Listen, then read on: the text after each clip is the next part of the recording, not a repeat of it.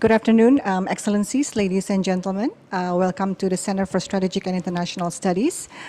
Today we will have a CSIS roundtable discussion on the occasion of visit by His Excellency Josep Borell Fontelles, High Representative of the Union of Foreign Affairs and Security Policy, Vice President of the Commission for a Stronger Europe in the World European Union. To begin this session, I would like to invite CSIS Executive Director, Dr. Philips Vermonte, to give his opening remarks. Thank you. First of all, I'd like to welcome His Excellency Josep Borell Fontelles at CSIS premise for discussion on the Indo-Pacific from the European Union perspective. If I may, I'd like to inform you about CSIS. We are celebrating our 50th anniversary this year. So it's also an honor for us to have you here because this auditorium has never been open for VIP visits in the past 1.5 years. So you are actually the first VIP that we welcome in this auditorium due to the pandemic. Now we are very honored to have you here. I am accompanied by the founder of CSIS, Mr. Josep Wanandi, on your left, who later will also comment on your lecture. And the topic is timely and relevant on the Indo-Pacific. We've been discussing in the past few days, actually, with various counterparts. In the past 2 days, we have a security dialogue with our think tank counterpart from the US. It's still going on, will be ended tonight. And in the past 2 days as well, we have a discussion with our Chinese counterpart on the Indo-Pacific and other issues relevant to Southeast Asia. And that's why I think we will be very fortunate to listen to you this afternoon about European perspective on the Indo-Pacific, as we are, as we all know, in the period of uncertainty during some geopolitical change and also some context on the pandemic that will for sure affect our domestic and international relations as well. Now I'd like to return the microphone to Fifi. Thank you, Fifi. Thank you, Dr. Philips Vermonte. Without further ado, I'd like now to give the opportunity to His Excellency Josep Borell Fontelles. Please allow me to read a little bit from his profile. His Excellency is the High Representative of the Union for Foreign Affairs and Security Policy, Vice President of the Commission for a Stronger Europe in the World. Previously, he has served as the Spanish Minister of Foreign Affairs, the European Union and Cooperation, as the Jean Monnet Chair of European Economic Integration, as the President of the European University Institute in Florence, as a member of the European Parliament, Chair of the Committee of Development, and as President of the European Parliament, among others. Please, Your Excellency, you have the floor now.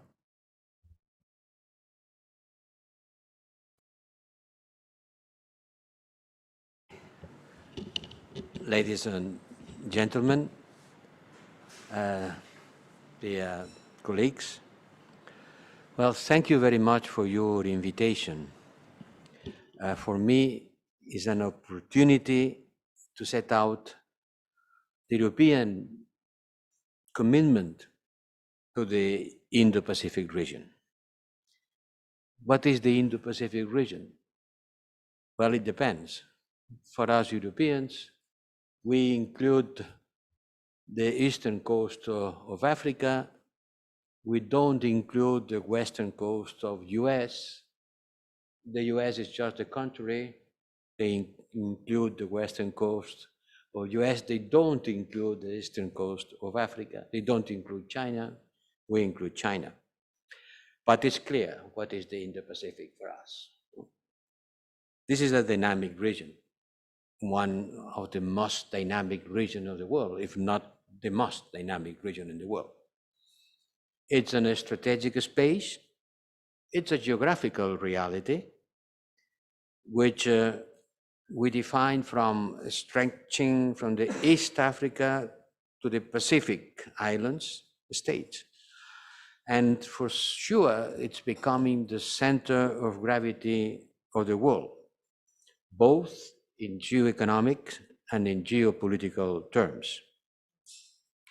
For us Europeans, the center of the world was in the middle of the Atlantic, between the US and Europe. And the front line was in the middle of Europe on the times of the Cold War. It's no longer like this, even if for some Europeans, it's difficult to adapt to the new reality. We have a significant stake in the region. We, Europeans, we are the top investors and the top development assistance provider to the Indo-Pacific. We are one of its biggest trading partners. And we can say that we are an actor of the Indo-Pacific development. We are part of the dynamic of this region because we are boosting these dynamics through our economic and trade relationship. Let me give some figures in order to make this point. The Indo-Pacific creates 60% of the global GDP and 2/3 of the global growth. It is the second largest destination of the European exports, the US being the first. And it's home of 4 out of top 10 of our trading partners. The middle class is growing around the world, and 10 years from now, by 2013, 90% of the almost 2.5 billion new members of the middle class will come from this region. So this region is becoming a middle class creator. However, amid all this dynamism, the regional stability is increasingly challenged. So the economic growth is there, but the regional stability is also there. There are maritime and land disputes, there are internal crises and conflicts, and the US-China geopolitical competition is intensifying, and this competition will have the Indo-Pacific region as the most important theater. And we see the consequences around the world, but most sharply in this region. A clear sign is the strong regional military buildup. And here is another statistics that tell us that. The Indo-Pacific share of the global military spending increased from 20% in 2009 to 28% in 2019. In 10 years, it has gained almost 8 percentage points. Who contributes to this increase of military expenditure? Well, mainly China, but not only. In fact, all actors in the region contribute to this big military increase. And that means that countries in these regions are investing heavily in their militaries is because they are not sure what the future holds. It's clear a sign of worsening regional security landscape. When everybody is arming, it is because things are not clear. And in the midst of all this, democracy and fundamental freedoms are under attack, as we have seen most recently in Myanmar. The distinct risk here is that politics and nationalism trump the economic development and cooperation, which have been the glue that have held the countries of the region together and lifted millions of people out of poverty.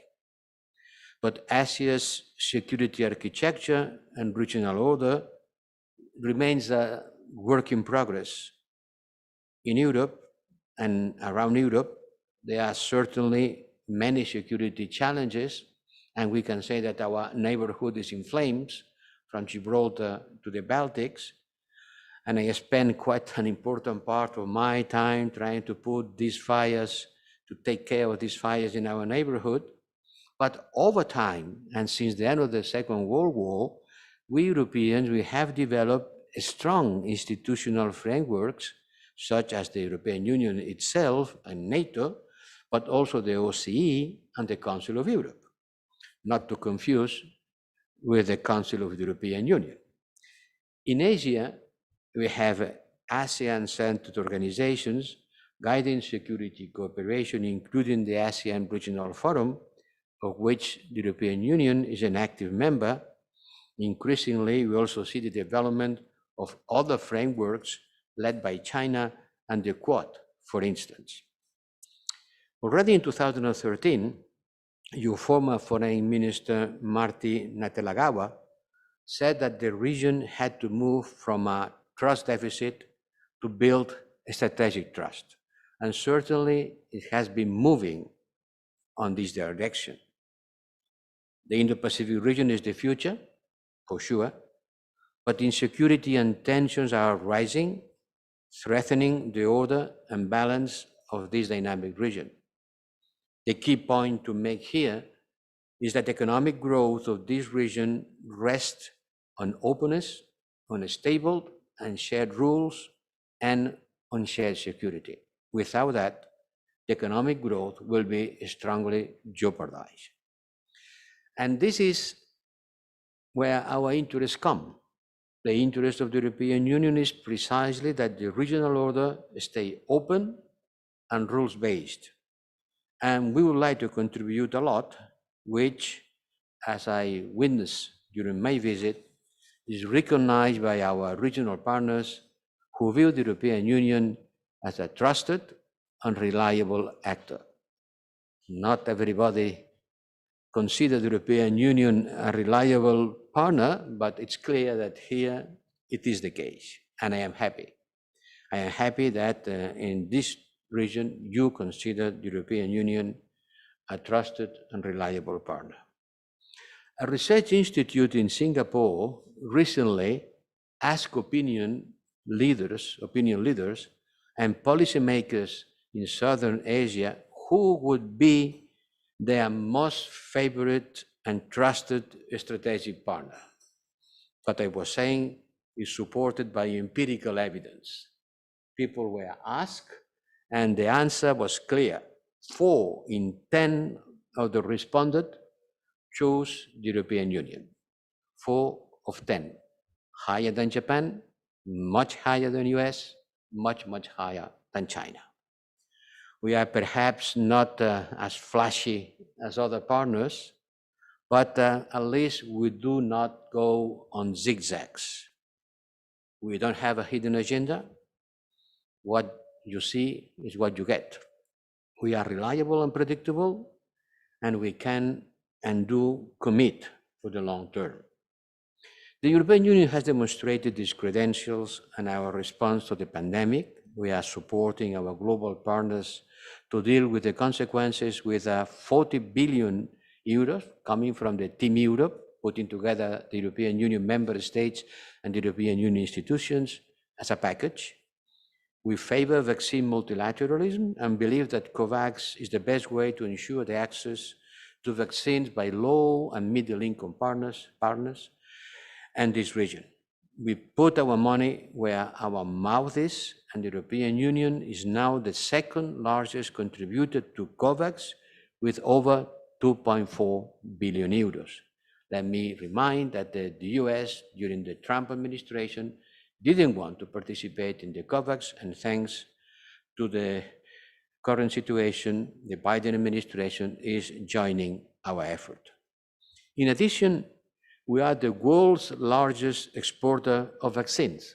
Sometimes I am listening or I hear to say that the European Union is banning exports. How can we be considered banning exports if we have exported half of our production? We have produced 400 million doses, and we have exported half of it to more than 90 countries. How many doses have exported the US? 0. How many have exported the UK? 0. We have exported half of our production. And let me also underline that the green vaccine certificate, I've been asked a lot about it. that we are working on will not be exclusive, will not be building barriers. It is mainly a way of regulating the big flow of European citizens moving during the summer for their holidays inside European Union traveling. In our efforts to globally fight the pandemics, we chose a different path from others. We do not offer preferential treatment, nor do we seek political favors in return. Instead, we look for concrete cooperation, including with ASEAN. Just last week, we organized our second expert dialogue on vaccines with ASEAN on research, manufacturing, and vaccine rollout. Which is the role of the European Union in the Indo-Pacific? Well, we have been working on writing an Indo-Pacific strategy that was approved by the European Union Council. And through this strategy, we want to expand our engagement with the region, which is why the 27 foreign affairs ministers had been working a lot on this strategy as a tool for cooperation with this area. And several member states have already done so at the national level. The basic message is that the European Union will work with its partners in the Indo-Pacific to respond to emerging dynamics that are affecting regional stability. Our approach is, by the way, very close to ASEAN, to the ASEAN outlook on the Indo-Pacific. Concretely, we will advance joint work to boost trade and investment, economic openness, and a sustainable approach to connectivity. We will promote multilateral cooperation, working on global challenges from the pandemics to climate, from the ocean governance to the digital development. And we will deepen our security engagement, seeking to make that cooperation as concrete as possible. We don't want to work on rhetoric and empty sentences. We want to go to the concrete actions. Our new strategy aims to deepen regional integration and is inclusive for all our partners in the region, wishing to cooperate with the European Union when our interests coincide, which is most of the cases. This includes China, because we know that it is important in areas like climate, fisheries, and biodiversity. The cooperation with China is essential. Nobody can believe that we are going to solve the climate change problem without a strong engagement and participation with China. We do not aim to create rival blocs or to force countries to take sides, and want to deepen our cooperation with democratic and like-minded partners. We are committed to democratic rights and fundamental freedom. This commitment is very strong, not because we see these as Europeans or Western constructs, but because we believe that these values and principles are universal. We don't believe that these values are just Western values, and think that the seek for freedom and human rights are universal. Many countries, and certainly the people in these regions, share our views. They want to determine their political future and have their rights protected. ASEAN is the heart of the European Union Indo-Pacific strategy. We will also develop closer relations with other regional organizations of the Indian and Pacific Ocean, but ASEAN is at the heart of our approach to the region. We have been long the ASEAN #1 development partner, but are also its third trade partner and third investor. Our exports to ASEAN countries grew from 54 billion in 2010 to 85 billion in 2019. It's quite impressive. It's a 65% increase in 9 years. And imports from ASEAN countries grew even more, from 72 billions to 125 billions. It's really impressive, the pace of growth of our trade relationship. And the prospect says that by 2050, ASEAN is said to be the world's fourth largest economy. Last year, we finally launched the European Union ASEAN Strategic Partnership. It was missing for too long. It's a sign that both sides want to scale up and redirect our cooperation. Not just work on trade, investment, and sustainable development. They matter. But there are also other strategic issues. And once again, allow me to preach by example and to cite some examples. And let's take this time maritime security. I'm coming from having a very interesting meeting with the Indonesian Ministry of Defense, and we have been talking a lot about maritime security. First of all, the region's security is very much on top of our mind. It's far away from Europe, It's 2,000 kilometers. But 40% of our foreign trade passes through the South China Sea, making stability in this region a shared concern and an area of cooperation. The South China Sea is the aorta vein of our trade. Imagine what could happen for our economy if this aorta vein was going to be blocked. So security and security of navigation in this part of the world is very much important for the industrial centers of the Middle Europe. People in Europe look at the Mediterranean and to the Caucasus, Black Sea. It's more difficult for them to look at the Southeast Asia Sea, but we have to tell them that our prosperity is very much related with the security and stability of this part of the world. For many years, we have had a dedicated dialogue on maritime security cooperation where the EU and the ASEAN share best practices and lessons learned. Some officers of the Indonesian Navy have been on board of our warships taking care of the Somalian coast and fighting against the piracy. And now we are thinking on joint efforts and joint tactical exercises on this area, because we want to develop a coordinated maritime presence in the region, as we have done in the eastern coast of Africa and now in the Gulf of Guinea. We are exploring options on how to enhance our maritime presence in the vast Indo-Pacific space, and we will extend this critical maritime routes project from the Indian Oceans to the Southeast Asia.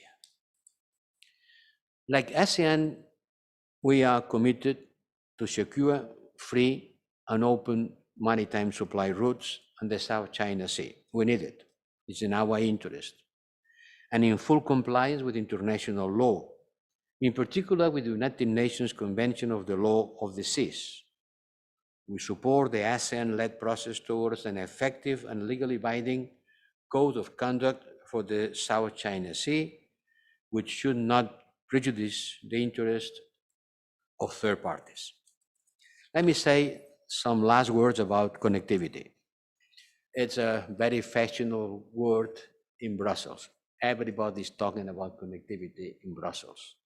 Connectivity looks like talking about infrastructure. It's about infrastructure, but it's also about people-to-people contact. So it's about digital infrastructure also. Connectivity is another major plank of our Indo-Pacific strategy. We favor a sustainable and rules-based approach to connectivity built around transparency, local ownership, and fiscal and environmental sustainability. We have a lot of cases of unsustainability of some connectivity infrastructure building. We believe this in line with what many of our regional partners want. The European Union and the ASEAN have worked closely on connectivity for years before the word became fashionable, reflecting the unique experience of the two regional integration projects. This is the essence of connectivity, and both sides jointly committed to deepen this cooperation further. And I hope that the conclusion of the Comprehensive Air Transport Agreement, CETA, which I hope is imminent, will be another major milestone in this and in air connectivity. I hope this will be a good news soon.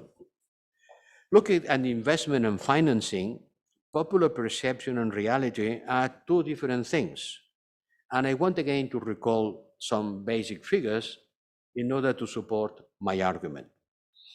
The European Union is the largest global investor with a total stock of 11.5 trillion. How is the US? Half of it, 6 trillion. And China? Less than 2 trillion. And Japan? 1.5 trillions, 10 times less than Europe. I'm talking about stock. Our development assistance between 2013 and 2018 stood at 414 billion in grants.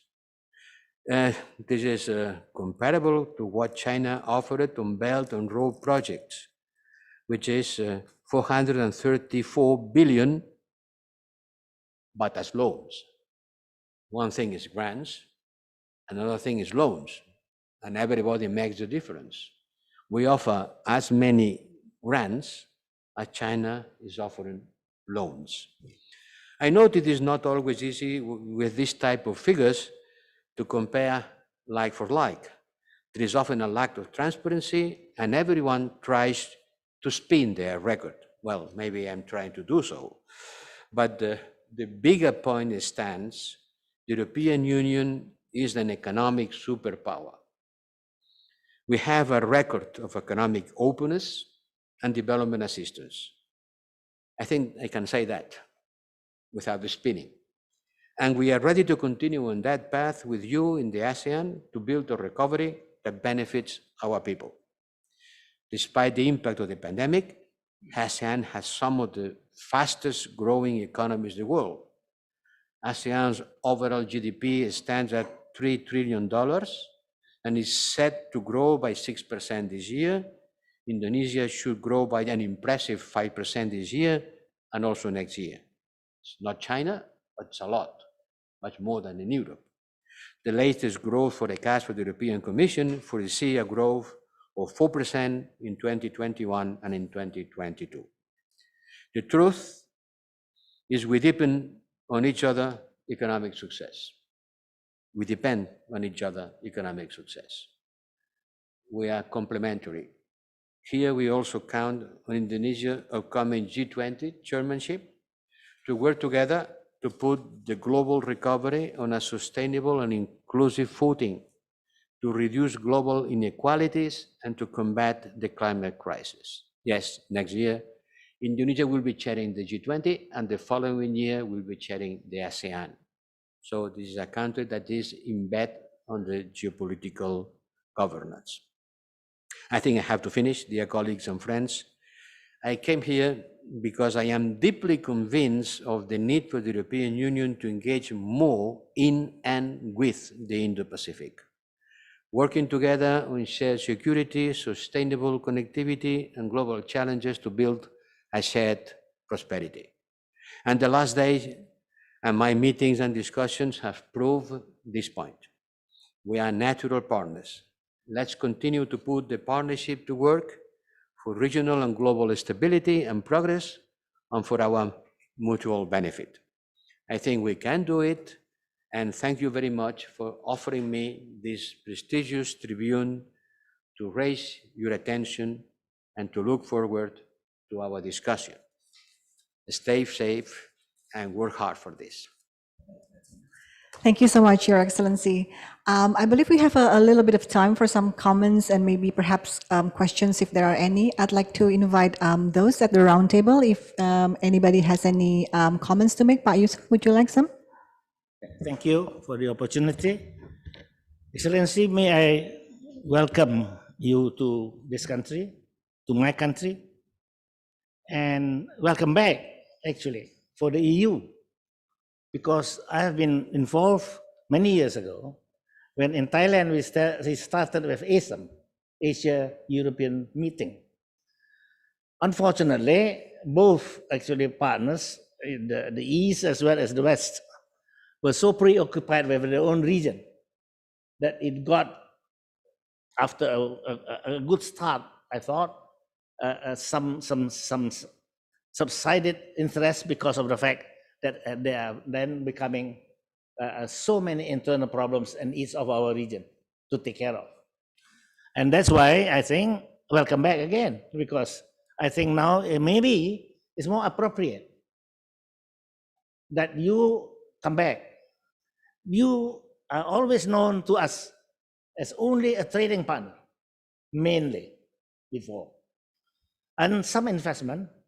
But then now we expecting more, because we know you have, I think, mostly overcome your internal problems of the unit of the union. You know, you have had your very, according to us, unfortunate, but anyhow, it happened, and that is the Brexit process. But it's over now, and therefore, you know, I think we also, to a certain extent, has improved somewhat, not as much as we thought we should, but anyhow, not too bad. As you said, we are part of the world that is growing well, but that has to need a lot more of work, and also more of attention, and more of relation. And you are ready to come back, and I think we most welcome you for that, and looking forward to really, you know, having a much wider range of relations in the future, not only the economic part, but also the political part, because the world is in need. We don't have a superpower anymore that can run the world, you know, and we don't even have actually a group of people together that have the same line to run the world, which is a real critical issue. The G20 we thought at the beginning could get well, but then it turned to become every year, you know, having another interest, because then the chair will differ again. Another country took over, and they have another interest again, and they never fulfill what they have promised, except the one meeting we have had at the beginning, and that was in London, in finance. So therefore, you know, we are looking forward to have you more involved. I know you better in the sense, because I've been traveling a lot to Europe. I love Europe, and one of the main reasons that I love Europe is I love your art, I love your operas, and I miss them for 1.5 years. I've not been traveling, but so therefore, come back. Looking forward to work with you again, and expand actually the cooperation. Welcome back. Thank you so much, Pak Yusuf. Excellency, would you like to respond to that comment first before I invite other questions? Yes, well, thank you very much. When you said welcome back, I thought that you were remembering me that 25 years ago, I came to Jakarta. I thought you were aware of that, you were telling me, welcome back. You take 25 years to come back. I hope I'm not going to take more 25 years to do that again, because it will be too late for me. Yes, 25 years ago, I came to Jakarta as an environment minister of the Spanish government to defend Spain as a candidate for the siege of the Convention for Biodiversity. I spent a week in Jakarta in 1996. It's difficult to believe that it was 25 years ago, but it is true, it was 25 years ago. No? Well, Spain didn't win. We didn't put enough money on the table, but I had the experience of knowing Jakarta, and I can tell you, Jakarta today has nothing to do with the city I knew 25 years ago. It's impressive. It's impressive. This vibrant urban landscape with the skyscrapers growing as mushrooms here and there. really have to recognize that on these 25 years, Indonesia has become a vibrant economy, and it will be in the future. So I know that you were not referring to me, but referring to the fact that we promised, and then we were too much concentrated in our regional problems. And we don't want to be just a trading partner. This is my main message. Trade is important, but it's not everything. You know, we Europeans, we built the European Union, and we believe that we could go through the world with only two tools: trade and rule of law. And we have been preaching about the rule of law and practicing free trade. I don't want to dismiss the rule of law or the role of trade.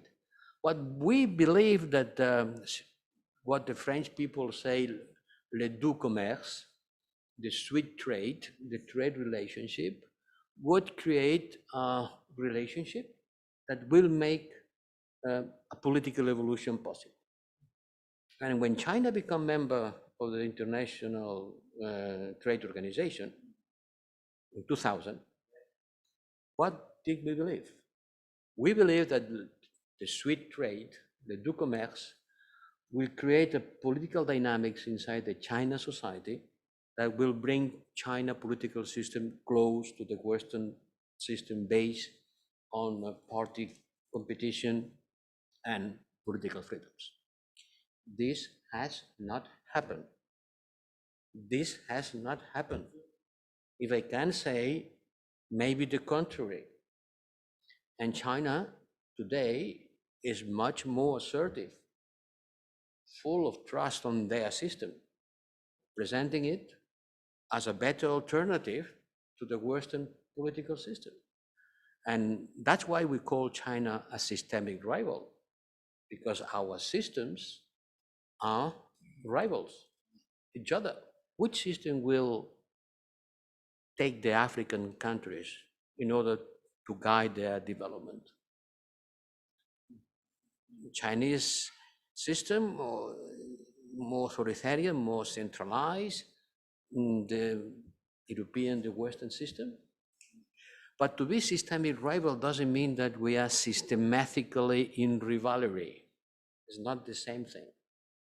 We are not being systemic rivals in the sense of kicking each other and looking for conflict.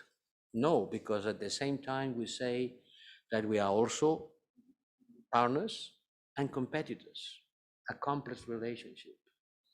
Trade is important, but today the Europeans are more and more convinced that to preach about the rule of law and to practice free trade is not enough to become a geopolitical player.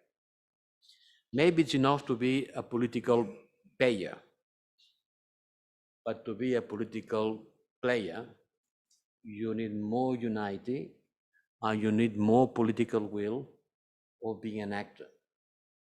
And that's why our relationship with the Southeast Asia matters. As I can say, our relationship with Latin America, which is also absent from the radar screen of the European political landscape.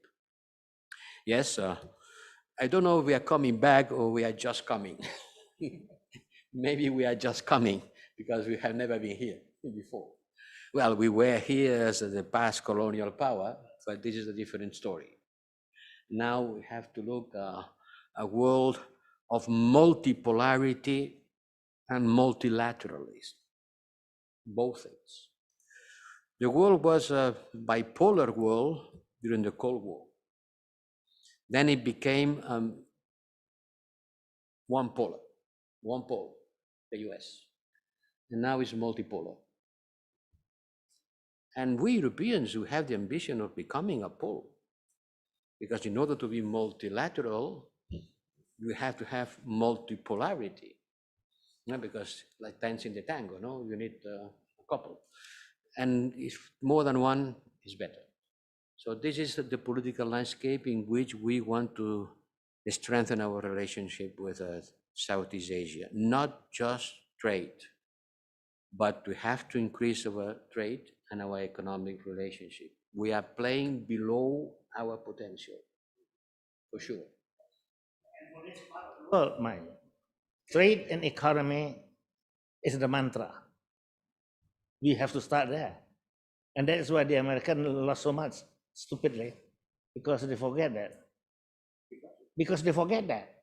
They think strategy, military strategy. And you see what a mess they made in the Middle East because of that, stupidly. But we are not going to allow that to happen in this part of the world, by the way. And that's why we need you as a partner. And count on us. Thank you, Your Excellency. We have another question. Next is our colleague, Dr. Evan Laksmana, who's joining us virtually through the Zoom platform. Evan, you have the screen now. Thank you, Fifi. And thank you. Hello? Sorry. Yes, loud and clear, Evan. Thank you. Good afternoon, Excellency, and thank you for your time and for your excellent lecture. I think I feel very optimistic after listening to how the EU has partnered with the region and how EU is crafting its own Indo-Pacific vision. And I think that is certainly the case that there's a lot of energy and interest on both sides, that EU plays a larger role in this part of the world, especially amidst the challenging great power politics engulfing the region. My question mainly relates to what's next in terms of strategic sustainability, because we've heard this before, that there's a lot of energy and interest to be a part of the region within 5-10 years. That energy have waxed and waned. So in terms of the strategic sustainability, I think there's a couple of things that we would like to hear more about what the EU's plans are with regards to the Indo-Pacific. First, when you talk about the Indo-Pacific, clearly there are some broad ideas like rules-based order and maritime security that are a part of the discussion. But to what extent the interest in the Indo-Pacific may override the interests of the region itself as opposed to the global actors and players who are seeking to be engaged in the region, I think is a key point. Because it'll be difficult for us to further navigate that great power politics if there's more great power agenda rather than local agenda. And I think, as you've said, and as Pa Yusuf has mentioned, the trade and economy is certainly a key point. The post-COVID recovery is certainly a key point. But the regional and local agenda is so much more than just economy and rule of law. And I think the second point is, to what extent is EU's engagement with Indo-Pacific enhances the strategic autonomy of regional countries rather than allowing us to be drawn into one side or the other. And I certainly recognize that in Europe, many countries are also trying to find an answer to this question in terms of balancing China's relationship with European countries, but also the relationship with the United States. So we would like to hear to what extent EU's engagement means more strategic autonomy to regional countries and not less. And lastly, we also recognize that there are several pending issues, if you will, between EU and regional countries, like issues of palm oil. And I think the perception has always been that we shouldn't let some of these more limited, in terms of scale, more limited issue to distract from the wider strategic engagement. But what I'd like to hear now, that if there is a larger push for EU to play a larger role in the Indo-Pacific, what happens to these issues that remain perhaps dear to the interests of the domestic political elites in some regional countries? Are we expecting a more a willingness to agree or compromise on those issues? Do we sideline them and work on the bigger picture? And again, I think this goes back to the earlier point about strategic autonomy, which is without the ability of domestic political elites to say that our engagement with EU enhances our domestic legitimacy and autonomy, that kind of engagement from the extra regional powers will not be sustainable. Thank you. Thank you, Evan. Excellency, would you like to respond to that, please? Well, difficult questions. Let's start by the more concrete one, no? The palm oil problem. The palm oil issue has prevented us to have a strategic partnership with ASEAN. And for years, we have been blocking our mutual partnership. I am very proud that when I came to Brussels, I decided to work hard in order to try to solve this problem and to avoid that this specific issue block the level of our relationship. And I am happy that today we have upgraded our relationship to the level of a strategic partnership, which was refused a couple of years ago, and now it's being accepted. Although we still have to look for a definite solution to the palm oil issue. But let me use also some figures in order to fight some misperception. I heard to say Europe is banning palm oil imports. No, that's not true at all. Last year, the export of palm oil from Indonesia to Europe has grown by 26% in value. How can someone say that we ban imports if imports increased 26%? From the point of view of duties, the duties in China and India are higher than the duties in Europe. The share of exports from Indonesia to Europe is about 14% of the total production. We are the most important importer, but our duties are lower and the quantity are increasing. So there is not such a thing as a ban. There are rules on our energy strategy that creates conditions in order to be sure that the fuels that we are using are not being produced, creating a problem for the CO2 balance in the world. And I know that there is a feeling that there is a discrimination between the palm oil and other vegetable oils. This is part of the problem. And that's why we decided to create a working group together, us, European Union, and the most affected ASEAN countries in order to study this issue. And I will put on the table soon a new scientific review of the parameters used in order to determine the different risk of increasing CO2 emissions by the different vegetable oils that are being used in Europe. We don't want to discriminate. And if there is a feeling of discrimination, we have to fight this feeling by putting on the table the scientific evidence about the consequences of the changes on the land use. I know that there is sometimes a contradiction between development and sustainability in the short term. And we have to take into account very much the worries of the Indonesia and other palm oil producers, mainly of the million of people that has gone out of poverty thanks to the production of palm oil, which is being used for energy, but for many other uses, from cosmetics to food, and these uses will continue. But on the long term, we have to be aware that we are going to reduce all fuels, be minerals or vegetables, because we go to a strategy of electrification of the transportation system that will create some conditions, some constraints. Be it minerals or vegetables, fuels will be on a different path, a decreasing path than in the past. We were in an increasing path. And this has to be taken into account in our relationship, and we will do through this working group. But by the time being, we are not banning, we are not decreasing, we are not punishing. If there is a feeling of discrimination, we will fight it on the most convincing way. It is put on the table arguments based on scientific evidence. The two other questions were much difficult to answer because they were more general. It's a matter of a local or global agenda. Well, it's difficult to make the difference on global and local when we talk about two big regions, that's Europe and ASEAN.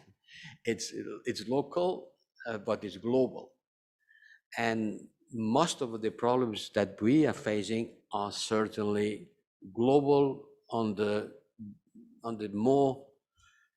deepest mean of the world. We have to work together on building strategic sustainability. We have to look at anything that jeopardizes development and sustainability. And I think that we are in a good situation to work together on that, because we have been developing much quicker and before than you.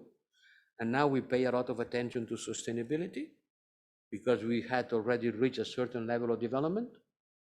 And other countries, like the ASEAN countries, are still in lower levels of development, and sustainability looks like something far away.